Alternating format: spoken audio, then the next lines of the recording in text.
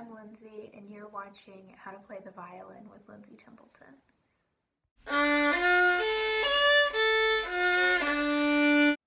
Just a little bit about me. I've been playing the violin for almost 4 years now. I've had 2 violins in my life. The one I had the longest was Maleficent, full-size average violin from school, and now I have my own violin. His name is Red. This is him.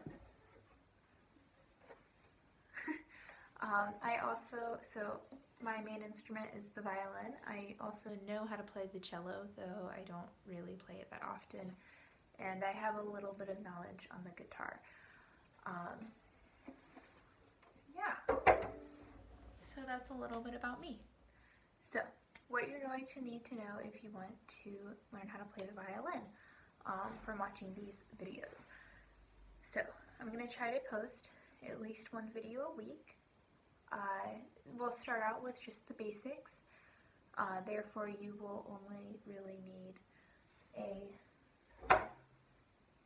violin. We won't be starting out with a bow, so if most violins come with a bow, but if it doesn't, that's not the end of the world. Therefore, you also won't need rosin or really a shoulder rest unless you want a shoulder rest. If you want to, we'll be using pizzicato, which is where you pluck the strings. So if you want to short for pizzicato, in this position, you might want to get a shoulder rest. They're not that expensive. Now, violins are expensive, and I know a lot of people are on a tight budget right now. So if you don't want to get a violin just yet, you can also actually just use a water bottle and position your hands like this and just like bounce a finger to represent pitching a string.